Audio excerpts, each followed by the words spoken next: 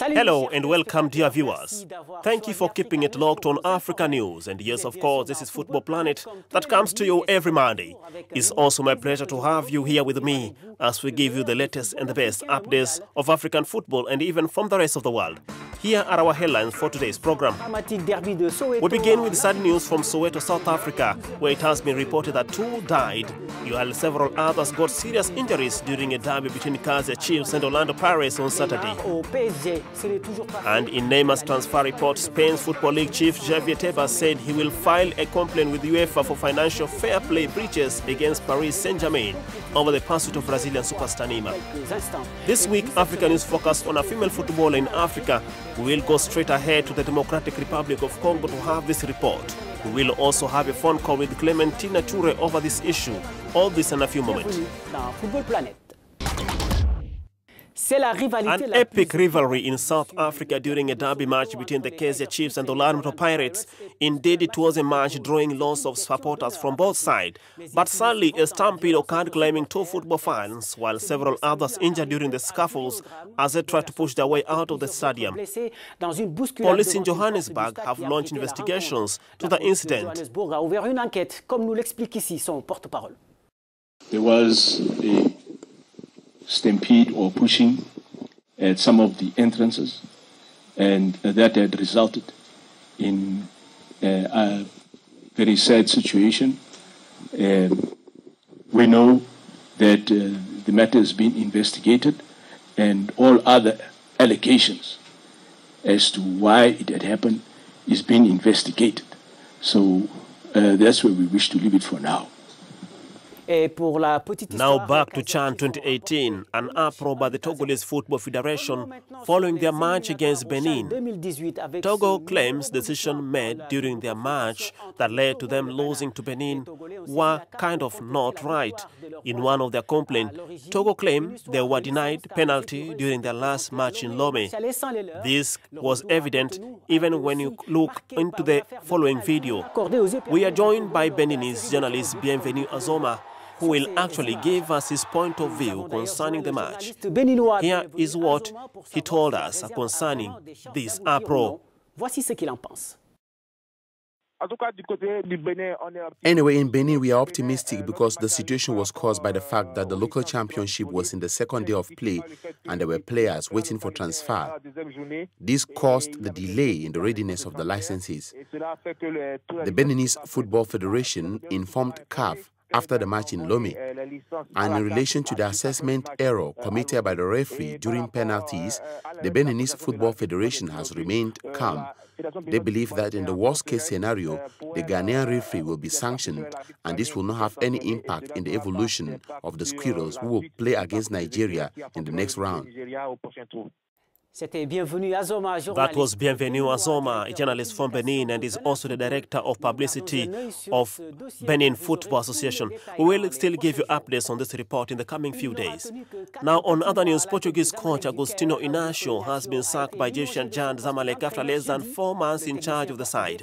Pressure had been mounting on Inácio after the Cairo club missed out on the semi-finals of this season's African Championship League. In other news, Morocco won on Sunday in the Francophonie football tournament against the host country Ivory Coast. Morocco won on penalties 6-5 against Ivory Coast. Perhaps we are now heading towards having Neymar at the PSG. Several European media reported of Neymar's departure, but the Spanish League Football has threatened to launch a complaint against the PSG before UEFA over the transfer for non-compliance with the fair play financial. It is an open secret. The PSG must pay 220 million euros if they want to acquire Neymar. In the meantime, his teammates in the Barcelona are still trying to convince the Brazilian star to stay, which is obviously not the case in Paris. Have a look at this report.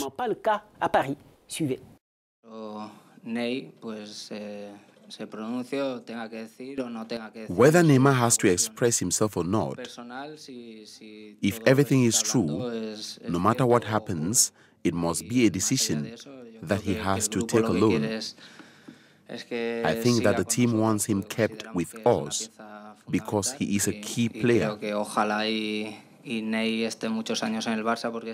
I think that Neymar will remain at Barcelona because it is going to be great news for the club and him. concerning his play style, for all he has done here, and for his teammates. Y ese es mi único deseo. Ojalá se concretice esto, pero lo único que quiero dejar claro que yo... We are waiting for this to happen soon, but I think that it's a very important decision for him.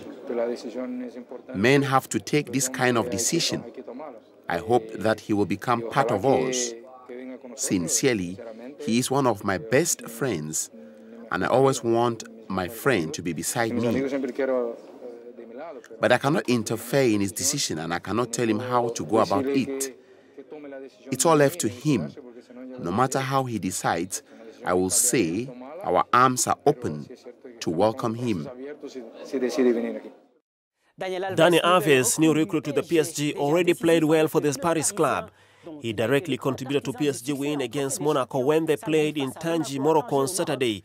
The Brazilian defender scored and later gave a decisive pass that led to victory of the PSG 2-1.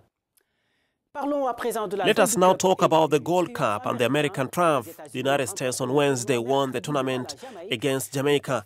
Final victory 2-1, thanks in particular to their superb free kick and Tidore Josie for the opening the score. Watson then equalized for the Reggae Boys. But Jordan Morris countered the Jamaicans, further setting them out of the game's victory. And this is the 6th consecutive time the US are winning this tournament. At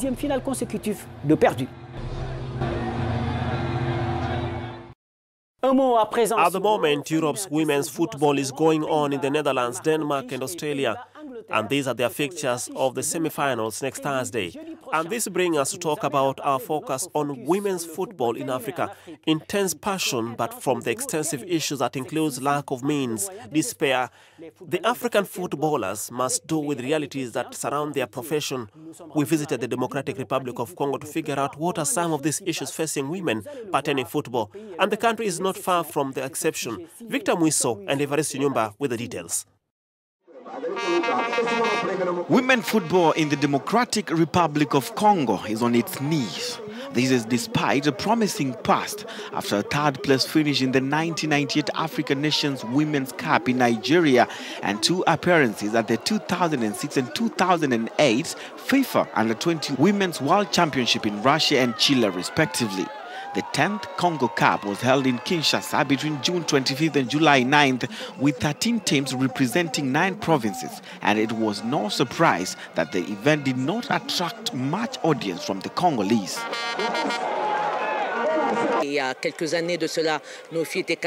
She says a few years ago, our girls were able to represent us twice in Russia and in Chile. Right after that, it was a descent into hell. Financially, we do not have enough resources. We do not have the same means as our male compatriots.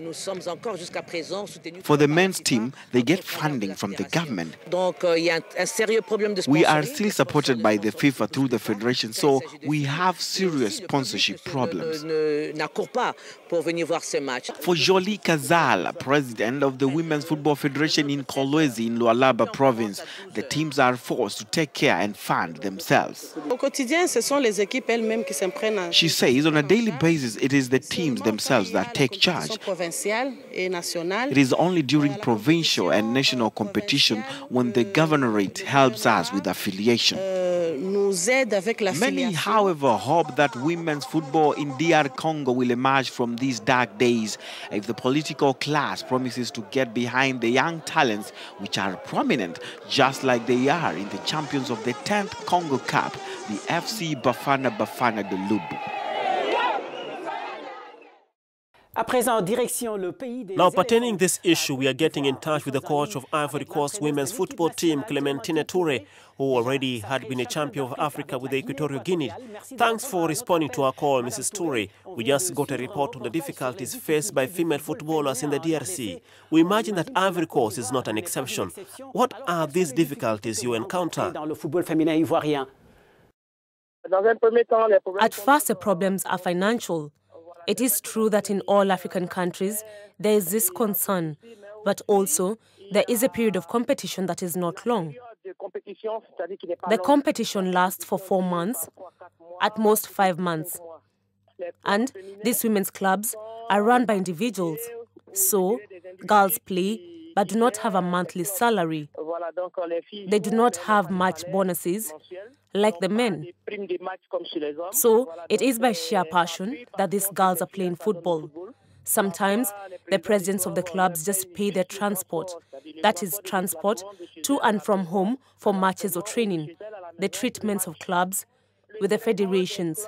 There is a subsidy that has been allocated to them and the federation that organizes the competitions.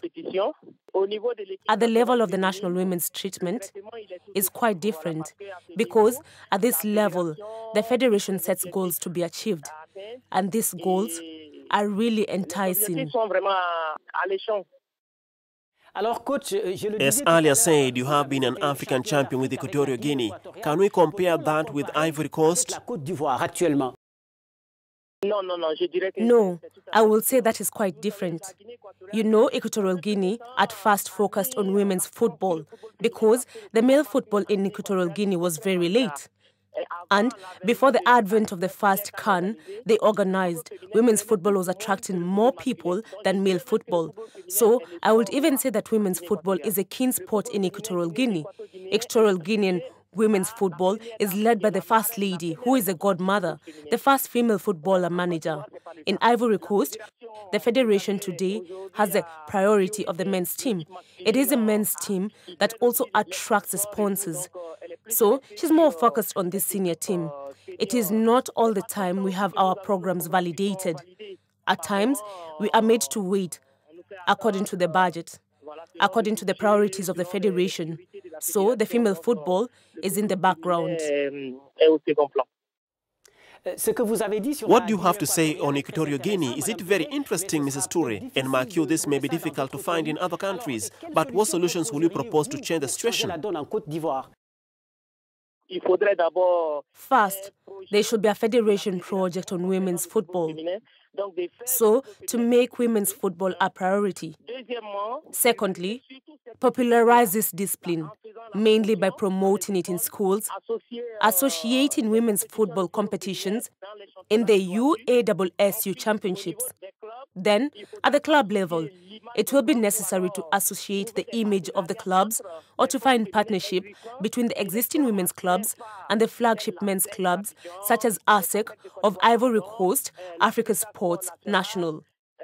So, in the specifications of these male clubs, ask them to have a female team, or at least to sponsor a women's team. And then, you will have to think about the very organization of the competition, how to continue this competition, how to extend the championship over months. Thank you very much, Clementina Toure, Ivory Coast Women's National Team Coach. This marks the end of this week's Football Planet. You can still get more updates on our channel and other info at www.Africanews. We also look forward to your feedback on our page, Twitter and Facebook. Thank you and have a lovely week, and keep it locked on Africa News.